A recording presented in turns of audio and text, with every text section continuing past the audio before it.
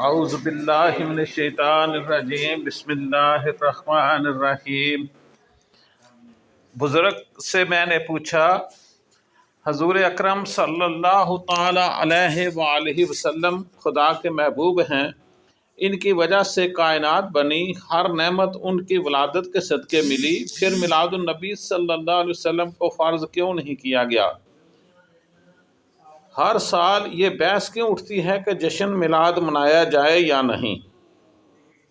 بابا جی مسکرائے اور بولے، پتر محبت کوئی عام چیز نہیں، یہ دل کی گہرائی میں چھپی ایک نجی کیفیت ہے۔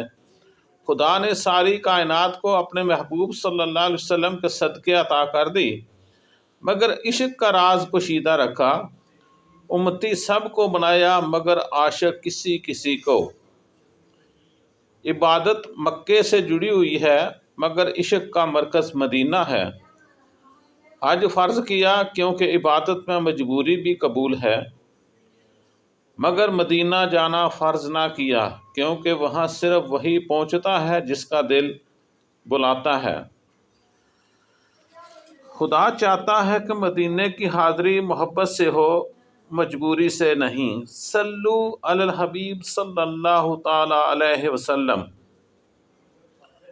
اس طرح نماز، روزہ، زکوٰۃ سب فرض ہیں، چاہے دل کرے یا نہ کرے، مگر درود و سلام کو جو سب سے افضل عبادت ہے فرض نہیں کیا گیا، تاکہ جو پڑھے دل سے پڑھے، محبت سے پڑھے۔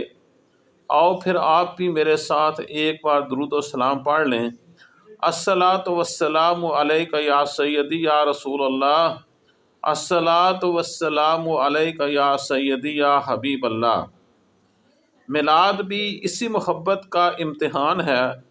خدا چاہتا ہے کہ میرے محبوب صلی اللہ علیہ وسلم کا نام کوئی زبردستی نہیں بلکہ عشق و سرور سے لے۔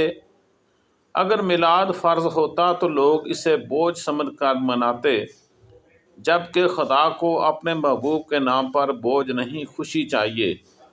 صلو علی الحبیب صلی اللہ تعالی علیہ وسلم۔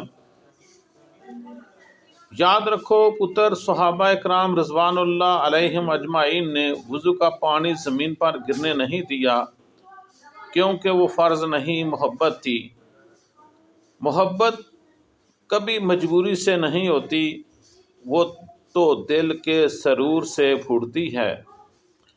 یہ راز کی بات ہے، خدا ہر دل کو اپنے محبوب صلی اللہ علیہ وسلم کے عشق سے روشن کر دے اور ہمیں ان کے در کی حاضری نصیب فرمائے۔ آمین ثم آمین۔ ویڈیو کے اختتام پر ایک بار درود پاک پڑھ لیں۔ الصلاۃ والسلام علیک یا سیدی یا رسول اللہ، الصلاۃ والسلام علیک یا حبیب اللہ۔